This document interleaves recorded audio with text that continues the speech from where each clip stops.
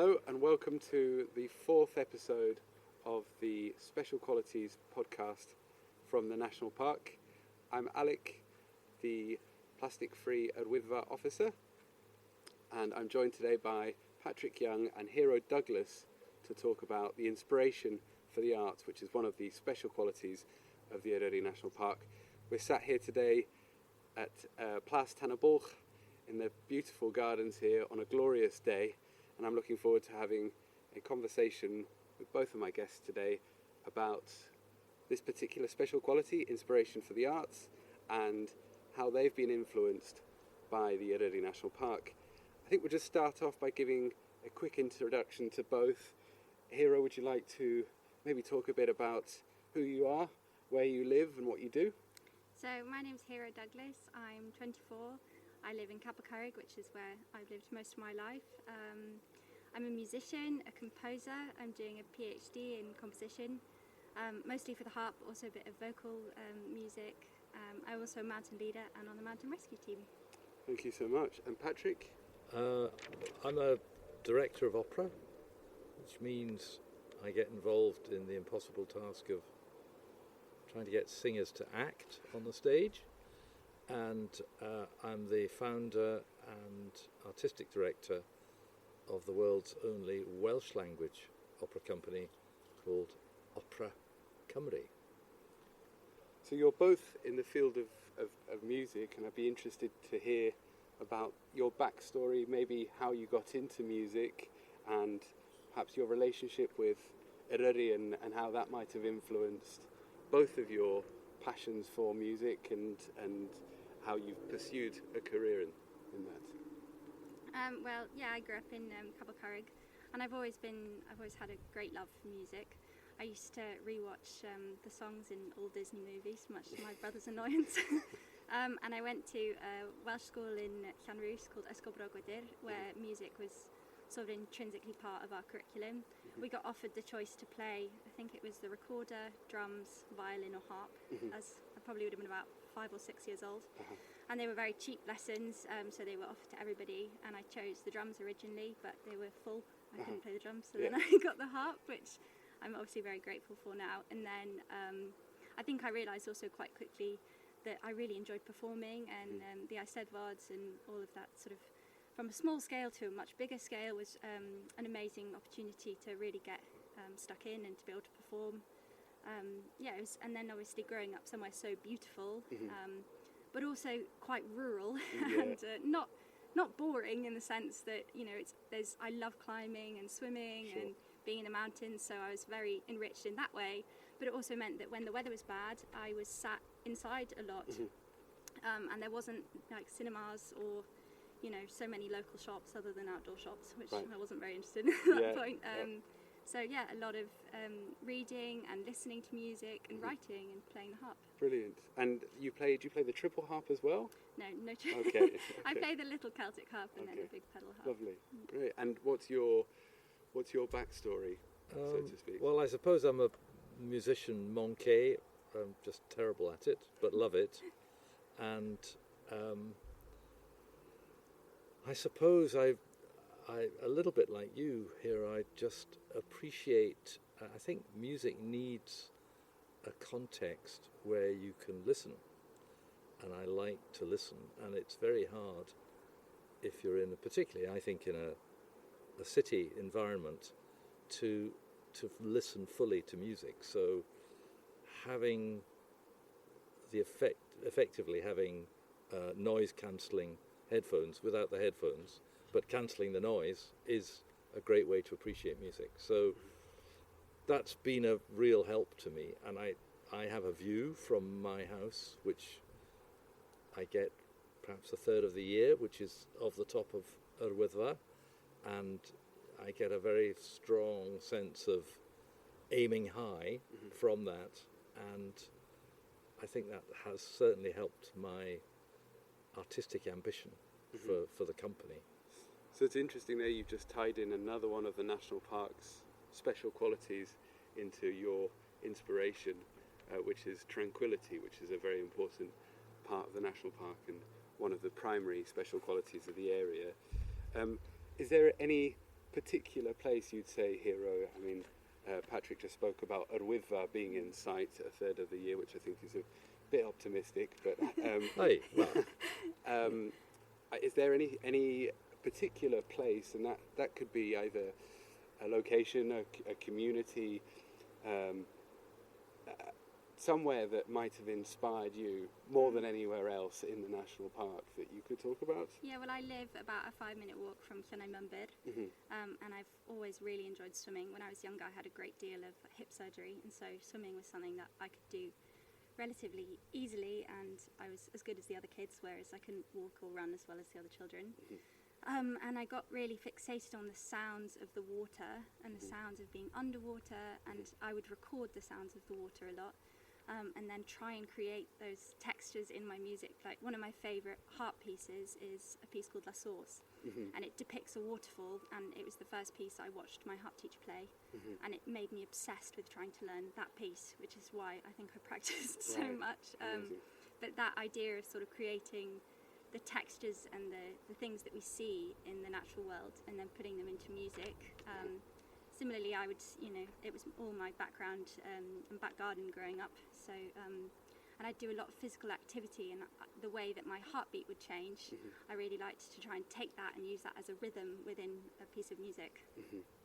So yeah, growing up and having that be where I played was definitely very inspirational to my music. Amazing. And how would you say that you evoke a sense of place in your work? You are involved in writing operas along with local musicians, composers. How do you evoke that sense of place in your operas? That's a tough one, and I suppose I defer to the composer. We do commission new work, and some of that's very exciting. We've got a film on the stocks, a filmed opera on the stocks with Gareth Glynn at the moment, but we work with other composers, and I kind of hand it over to the composers to make something of the music for that.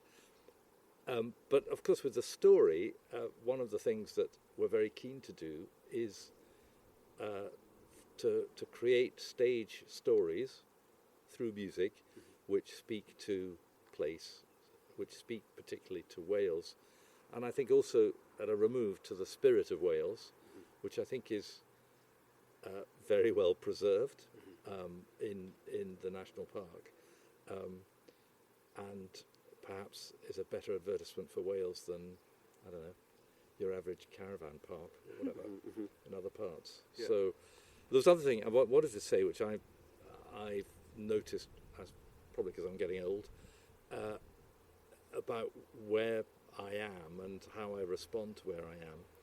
There's a sense, particularly in the summer, where you get to 5 o'clock in the afternoon and everything stops. It's as though time stands still. And that's like a window on another world.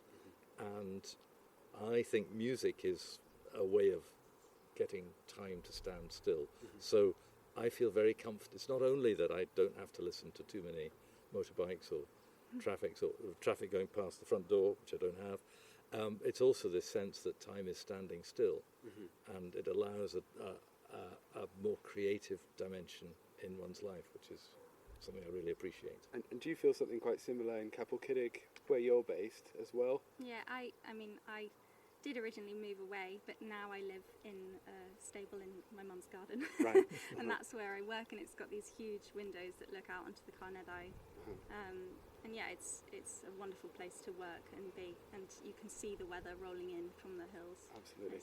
It definitely helps one And feel quite creative. I think there's another thing, which is we all know that the Welsh language is as they say, one of Europe's oldest living languages, and it's accrued a lot of influences from the Romans, I think from the Greeks as well, and unfortunately perhaps from the Saxons. But the language has roots somehow in the geography, in the topography, and something that I feel as a learner that I'll never get my head around, which I really want to, is how so much of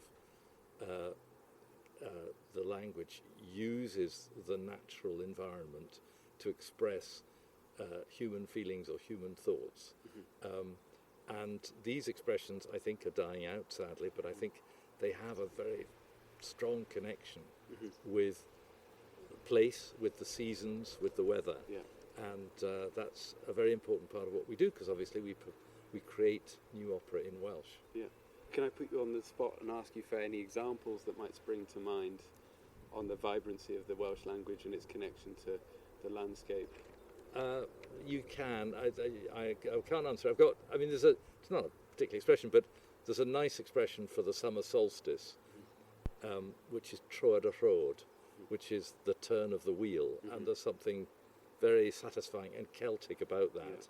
But there are many more expressions which are familiar expressions, which I think convey the culture's deep roots within the landscape. Okay, great. And I'd just like to speak very briefly and crowbar my own kind of project into this podcast. Hero, you reached out to me, I think it was about 6 weeks ago, maybe a bit longer, and contacted me with the idea of composing an original piece for the Plastic Free Yrwyddfa initiative. I'd just like to hear very briefly maybe about why it is that you got in touch with me, what your inspiration was drawn from. I think it's important probably to mention that there's a very positive inspiration there as well, but there's obviously an adverse effect there's been an adverse kind of effect on that environment that has obviously inspired that as well, which is less positive. But could you just talk to me very briefly about why it is that that you got in touch? Well, I got in touch because I saw it online. Obviously, the campaign was happening, and I spend a lot of time on Yrwyddfa. I work as a mountain leader, and it's probably where I'll be on a Friday, Saturday, and Sunday, walking up and down the Llanberis path. And I have always grown up with an immense amount of respect and love for this natural world, and it's been really heavily ingrained in me that you're only as healthy as the world around you, and the importance of keeping it clean and well looked after. And it's not that I begrudge people that don't necessarily have, I do somewhat, that don't have that sort of respect, but I think coming from cities and coming from somewhere you are maybe less connected to the land around you, there is less of an understanding about the importance of not littering and not damaging the natural world. And it was a shock, to be honest, that how much litter I would see up there, how people could stand in front of this glorious, beautiful mountain and toss a plastic bottle out of their bag. And I think it's to do with a whole wide variety of things, a lack of facilities. People don't necessarily understand that there won't be rubbish bins every 100 metres or toilets, or that the cafe's been shut since 2019. People have this idea that it will be more, I guess, accessible. But I just found it really disheartening. It's this, obviously, as I've talked about, this area has really shaped my life and shaped the person I am, and I've felt immense sadness being separated from it, which is hence why I still live in Celfyddydau 24 years later. But I wanted to create something, and I know myself how powerful music can be as a tool for change and as a tool for making people change the way they think, and really want to do something. And I thought maybe if I could write a catchy piece of music that I felt sort of got those feelings out, that maybe it would resonate with some people. Absolutely. So have you written it? Yeah. Oh, great. I've written a song sort of personifying Yrwyddfa. I don't know if that's my place to do that, but I have done it. And it sort of contains like a lot of Yrwyddfa's history, the mythology, and it's a plea to stop people littering. And it's a really evocative piece. I don't want to give too much of it away. It's bilingual, and it's really haunting. It's really, really beautiful, and I really appreciate your support, and looking forward to releasing it alongside some very interesting and relevant content to go with it as well. It's interesting, you were talking there about how the environment has shaped you, and I think through writing this song that you have an opportunity to an extent shape the environment in return. Yeah, it's felt like the first thing that maybe I I mean, I've been a vegan for most of my life, so activism in music has been something that's always been really interesting to me. And I've written an activism musical, and I've written children's songs that sort of, because I remember all of the lullabies and things I was taught as in nursery rhymes I was taught at school, and I just thought, imagine if they had a really powerful message, because they really do stay with us. And it felt like another opportunity to do something. I want to do something powerful with music, because it is such a powerful tool for change, I think. Absolutely. And I appreciate you probably trying to shape perhaps not the natural environment, but the communities that you're performing in and working in. Could you speak to us a bit about how you're developing the tradition of music in Eryri? Yes, well, I think everyone's concerned about the follow-on, the corollary of what you're describing here in people who almost treat the national park or Rhifyn as a kind of joyride in some way, because they come from a completely different environment. And what I think is really important is that communities are sustained in these environments, because it's the communities that can offer the greatest protection. And so part of our ambition is to try and create jobs which are lasting jobs. If anyone mentions the word opera, there are various reactions, from pass the sick bag to oh, that's very elitist, I don't want to deal with that.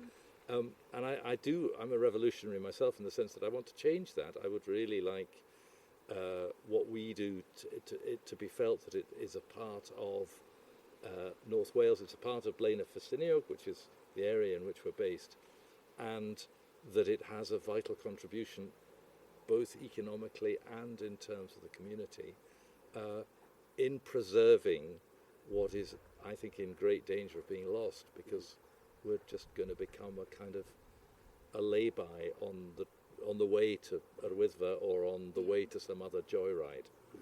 And I think we need to try and stop that. So I suppose there's an economical and there's a political objective as well in what we're trying to do. But preserving communities and part of the fact that we perform in Welsh, which, as it turns out, which I didn't expect, we translate operas, but we also create new operas. But Welsh as a language is absolutely perfect for singing. It suits it so well. The voices, actually, from just this, very small part of the world, it is a miracle that there are so many really interesting, talented... And can I just interrupt you? Why do you think it is that this is such a hotbed for talent? I think there are a couple of things. There's a nice story that a quite well-known Welsh tenor called Aled, I've forgotten his name now, that's terrible, tells of his first experience of going to the Royal College of Music in London. And he felt such an idiot because all his colleagues were talking about the meaning of Shakespeare, or it was all sounded very educated, whatever. But when it came to standing on the stage and performing, they turned to jelly, and they were very nervous, and they couldn't stand, they didn't know what to do. He said, I was brought up in the chapel tradition and the Eisteddfod tradition. Getting up on the stage was just second nature to me, so I had no issue with that. And I think, so that's the Eisteddfod. I think that tradition is very helpful in making performers comfortable with what they're doing. The language also helps that. If you're singing in your own language, it is a natural thing to do. So as somebody wants to direct people in how they act, it's really important that what they do looks natural, I think. And so that's another very important ingredient. So they do say it's the water as well. I can't answer to that one. But there are various factors that help. It's another one of our unofficial special qualities, probably. Yeah. I think we're going to have to wrap up this conversation because we've almost run over time. But I'd just like to thank you both so much for a really enlightening conversation about this special quality. Inspiration for the arts from the Eryri National Park. I hope to speak to you both again soon, and here I look forward to working further with you on this very exciting project. Thank you so much. Thank you.